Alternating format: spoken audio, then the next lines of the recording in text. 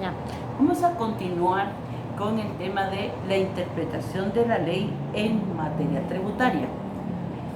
Y habíamos analizado anteriormente algunas características específicas de la interpretación de la ley. Ahora vamos a analizar siempre en materia tributaria qué es en sí la interpretación de la ley, ya que dependiendo del momento que se está viviendo y también de la evolución tanto histórica como social del país, así la ley se ha ido modificando y por lo tanto la interpretación de la misma se ha ido variando en relación a cuáles son los métodos que vamos a utilizar para la interpretación de la misma. Por lo tanto, es necesario establecer primero cuáles son los elementos que nosotros tenemos que evaluar para poder interpretar la ley en materia tributaria, y para eso debemos analizar lo siguiente. Primero, analizar la intención del legislador. ¿Qué fue lo que el legislador en el momento que crea la ley quiso que el contribuyente entendiera como un gravamen que tiene que trasladar al Estado por medio de la Superintendencia de Administración Tributaria? Para eso vamos a analizar lo que es el hecho generador en la ley del impuesto al valor agregado. En la ley del impuesto al valor agregado tenemos el artículo 3 en su numeral 6 que dice: los retiros de muebles efectuados por un contribuyente o por el propietario, socios, directores o empleados de la respectiva empresa para su uso, consumo personal de su familia, ya sea de su misma producción o comprados para la reventa o la autoprestación de servicios, cualquiera que sea la naturaleza jurídica de la empresa. Pero ¿qué es lo que sucede acá? Que el legislador, con buen criterio, pero que da lugar a futuras ambigüedades, establece que la autoprestación de servicios y el autoconsumo de bienes es hecho generador del impuesto al valor agregado. Vamos a poner un ejemplo: una fábrica de zapatos. Y esa fábrica de zapatos, vamos a dar dos ejemplos. Una es una empresa individual y la otra es una sociedad. En relación a esa misma fábrica de zapatos, cuando es una empresa individual, si el hijo del dueño de la fábrica de zapatos, que como lo dijimos es una empresa individual, necesita un par de zapatos, ya sea para ir a estudiar o para estrenárselos por cualquier circunstancia, retira ese par de zapatos, es un hecho generador del impuesto al valor agregado. Por lo tanto, se le debe emitir una factura al hijo del dueño de esta empresa, porque esos zapatos ya no van a aparecer dentro de su inventario. Lo mismo sucede en una sociedad anónima o cualquier tipo de sociedad que sea propietaria de una empresa mercantil. Cuando esta sociedad anónima es dueña de una empresa mercantil, y vamos a asumir que también es una venta de zapatos, si uno de los socios o el representante legal, cualquiera de ellos, retira un par o 10 pares de zapatos, es un hecho generador, porque aunque él sea socio de la sociedad que es propietaria de la empresa mercantil, es hecho generador del impuesto al valor agregado, y por lo tanto debe extendérsele una factura, porque esos zapatos, ese par de zapatos, o esos 2 pares, o esos 10 pares, o 20, los que sean, ya no van a ser parte del inventario, y por lo tanto es hecho generador del impuesto al valor agregado. El legislador, entonces, eso fue lo que quiso plasmar, que aunque fuera un autoconsumo, es hecho generador del impuesto al valor agregado y por lo tanto se debe pagar el mismo. Otro de los elementos que debemos de tomar en cuenta es coordinar la norma con todo el sistema jurídico. ¿Y cuál es el sistema jurídico en Guatemala? En Guatemala el sistema jurídico son todas las leyes que forman nuestro sistema jurídico, como el Código Civil, el Código Penal, el Código de Trabajo y todos los demás códigos y leyes que forman parte de nuestro sistema. Vamos a analizar cómo podemos encuadrar el Código Civil con la ley del impuesto al valor agregado. El Código Civil establece que son bienes muebles y bienes inmuebles. Y la ley del impuesto al valor agregado, como hecho generador, también contempla dentro del artículo 3 la compraventa de bienes inmuebles. Bueno, cualquier persona sabe que es un bien inmueble, pero no todas las personas lo pueden saber con la exactitud con la que el Código Civil establece que es un bien inmueble. Que un bien inmueble tiene que ser registrado en el registro de la propiedad, que un bien inmueble para poder ser trasladado de dominio, o sea, por medio de la compraventa u otro tipo de figura que se pueda utilizar como es la donación, tiene que existir un instrumento público, y este instrumento público es el que va a ser utilizado para dar el aviso al registro de la propiedad, pero tiene que pagar el impuesto al valor agregado. ¿Por qué? Porque la ley del impuesto al valor agregado establece que tanto la donación como la compraventa entre vivos y la compraventa de bienes inmuebles es hecho generador de el impuesto al valor agregado. Otro elemento que es necesario que analicemos es contemplar la disponibilidad económica que se ha querido regular y la finalidad que se ha perseguido. Bueno, en este aspecto, el legislador, tomando en cuenta que no todos los contribuyentes tenemos la misma capacidad económica, creó en la ley del impuesto al valor agregado la figura del pequeño contribuyente. El pequeño contribuyente, a diferencia del contribuyente normal, es que presenta solamente declaración del impuesto al valor agregado, que paga un 5% del total de sus ingresos brutos y que además no paga impuestos sobre la renta ni ISO. ¿Qué fue lo que hizo en este momento el legislador? Entonces fue diferenciar entre contribuyentes normales, o sea, los que ganan más, los que ingresan más de 150,000 quetzales al año, y pequeños contribuyentes, que son los que sus ingresos no superan los 150,000. Pero en la redacción de la norma, el legislador cometió un grave error, que fue eliminar el crédito fiscal de la factura del pequeño contribuyente. ¿Qué sucedió? Fue un beneficio fiscal aparentemente para el pequeño contribuyente, pero lo sacó del mercado comercial porque las grandes empresas, las empresas que llevan contabilidad completa y la mayoría de las personas ya no le dio valor a la factura del pequeño contribuyente porque no genera crédito fiscal.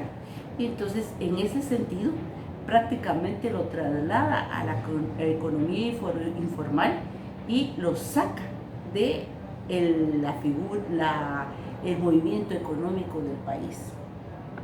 Continuando con la interpretación de la norma en materia tributaria, tenemos elementos de esa interpretación, y uno es examinar el texto íntegro de la ley, lo que significa que nosotros no podemos leer un artículo exclusivo nada más. Por ejemplo, en el caso del impuesto al valor agregado, el artículo 3 que establece el hecho generador, si antes y después no leemos desde los considerandos hasta el último artículo de la misma ley, porque cada uno de los artículos nos va a dar a nosotros situaciones y elementos para poder establecer qué vamos a hacer en un determinado caso concreto. Por ejemplo, el artículo 11 establece que en las ventas en relación al impuesto al valor agregado, la base del impuesto, o sea, el valor total por el que se va a pagar el impuesto, en el numeral 2 se le puede deducir el valor de los envases, embalajes y los depósitos constituidos por los compradores que garanticen su devolución. Esto significa que naturalmente al realizar ese tipo de actividad, vender un bien que va a estar embalado o va a estar envasado, más aún hoy que estamos con el tema de la ecología y tratando de proteger al planeta por medio de otro tipo de envases que son biodegradables, naturalmente se tiene que tomar en cuenta este tipo de puede ser un costo, puede ser un descuento, dependiendo del caso concreto. Tenemos como siguiente elemento analizar la intención del legislador y adecuar el pensamiento del legislador a la realidad nacional. Acá podemos regresar al caso anterior. ¿Cuál es la realidad nacional?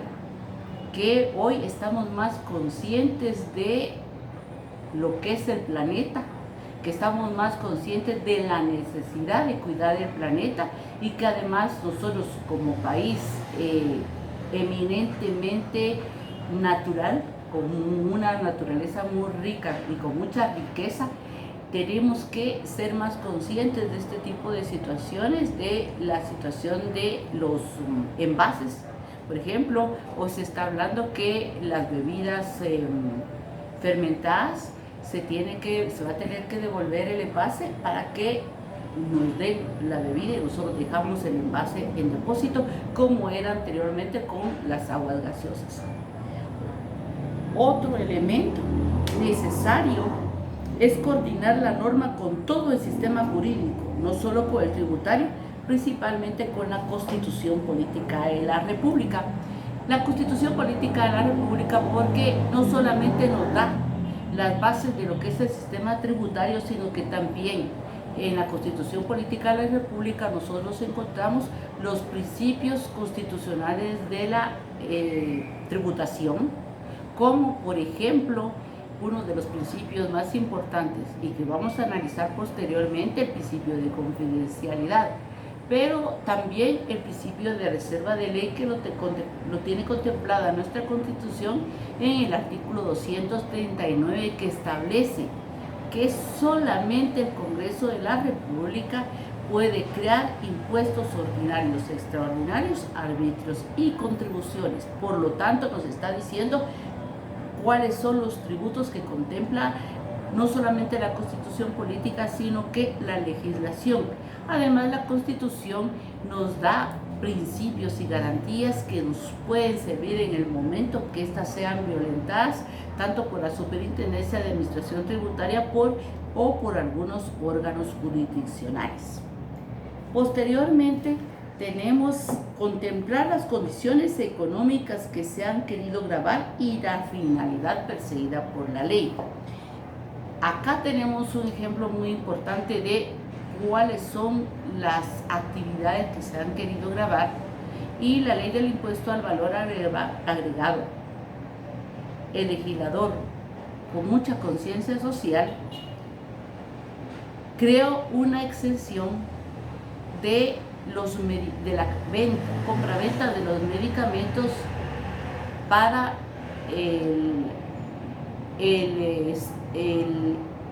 síndrome de inmunodeficiencia adquirida.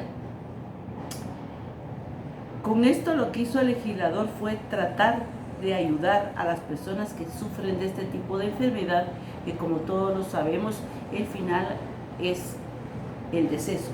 Por mucho que se quiera alargar la vida, sabemos que es una especie de sentencia. Entonces el legislador, tratando de apoyar a las personas que sufren de este tipo de enfermedad, crea una exención en el pago del impuesto al valor agregado para este tipo de medicinas.